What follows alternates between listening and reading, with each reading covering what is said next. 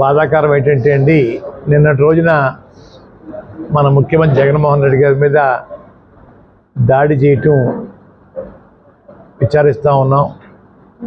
విచారించాలి, బాధపడాలి. హత్య రాజకీయాలు ప్రోత్సహించే వాళ్ళని మనం ఖండించాలి. కేవలం అధికారం కోసం పార్టీ అధినేతని తుదముట్టించాలనే ఆలోచన చేయడం కూడా ప్రతిపక్షాలు మంచిది కాదు. వాళ్ళకి ఇదే సాంప్రదాయమా మీ గతంలో పాలనలో అడుగుతూ ఉన్నాను. ఇది మంచా? ఆలోచన చేయండి అయ్యా. ఏంటి హత్యా రాజకీయాలు, హత్యా ప్రయత్నాలు ఎంతవరకు న్యాయం అండి?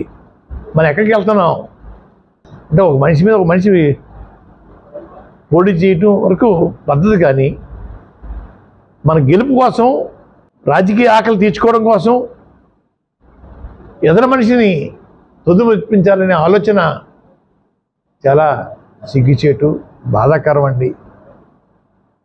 ఇటువంటి వాళ్ళని మనం క్షమించకూడదు. ఎవరన్నా కావచ్చు, క్షమించకూడదండి అయ్యా. ఏ రకంగా కూడా వాతావరణాన్ని కలుషితం చేయడం అన్నది ఏ రకంగా కూడా మంచిది కాదండి అయ్యా. చేసుకోండి, మీకు కావాల్సిన ప్రచారం చేసుకోండి. మాకు కావాల్సిన ప్రచారం మేము చేస్తాం. తీర్పు ఇవ్వాల్సిన ప్రజలు. మనిషిని తుదముట్టించడమే తీర్పా అడుగుతూ ఉన్నాను. ప్రజలు కూడా ఆలోచించమని, ఈ రకమైన దాడులు చేయటం మంచిది కాదని ప్రజలందరినీ కూడా ముక్తకంఠంతో ఖండించమని నేను కోరుకుంటా ఉన్నాను. ఈరోజు పేదవాళ్ళు 5 ఏళ్ళతో ఆనందింటున్నారంటే జగన్మోహన్ రెడ్డి గారు దయండి అయ్యా. మీకు తెలుసు, వారు పెట్టిన సంక్షేమ పథకాలు ఈ రోజు వరకు కూడా ఏ ముఖ్యమంత్రి కూడా గతంలో చేసి ఉండలేదండి. మీకు తెలుసు, రాబోయే రోజుల్లో కూడా చేసే గనులు లేడండి. ఉండబోరు. మీకు నాకు లబ్ధి వస్తుందా లేదా అని పక్కన పెట్టండి. పేదవాడు 5 ఏళ్ళతో ఆనందింటున్నారంటే వారు అయ్యా తినే అవకాశం కల్పించింది జగన్మోహన్ రెడ్డి గారు అన్నది మర్చిపోవద్దండి అయ్యా. వారిని మళ్ళీ గెలిపించుకోవాలా, ఇంకా అనేక సంక్షేమ కార్యక్రమాలు తెమ్మని కోరుకోవాలండి. అలాగే మన పిల్లల భవిష్యత్తు కోసం, ఆర్థిక బలంగా ఉండడం కోసం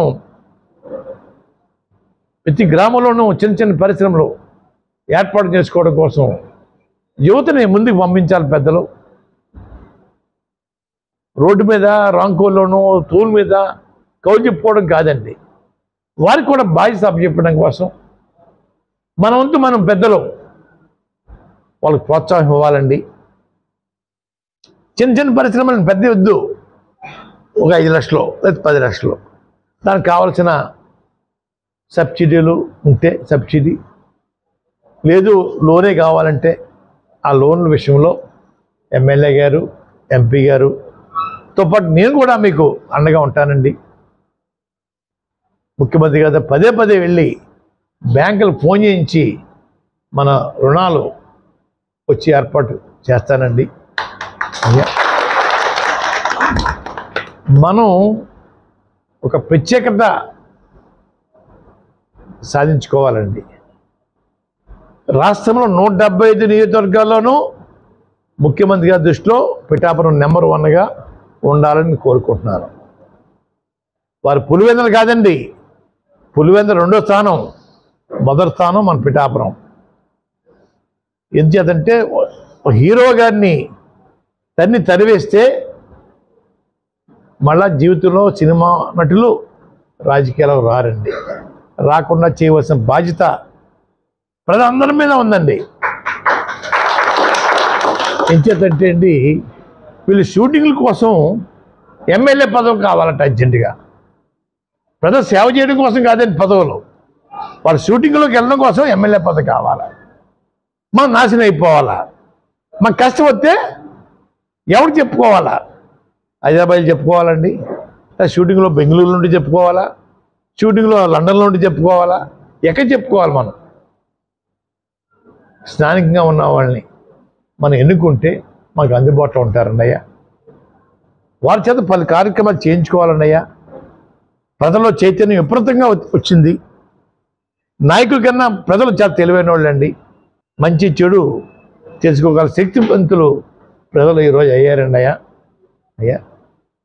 చూస్తూ ఉన్నారు సినిమా నటుల యొక్క ఉపన్యాసాలు. పిఠాపురం ప్రజలు డబ్బుకు అమ్ముడైపోతారటండి అయ్యా. ₹1,00,000 చెప్పుడు ఇచ్చేస్తారని జగన్ గారు, వీరేమో చెప్పడం అండి అయ్యా. అయినా సరే 3 లక్షల మెజార్టీతో గెలిచారటండి అయ్యా. ఉన్నాయో 2 లక్షల చిల్లర లేవు, 3 లక్షల మెజార్టీతో గెలుస్తూ ఉంటున్నారు అయ్యా. మన పిచ్చోళ్ళు చేస్తున్నారు సార్, మొఖాన్ని రంగు వేసేసుకోనండి, పిచ్చోళ్ళు చేస్తున్నారు అయ్యా. మనం జాతి పడటం కాదండి,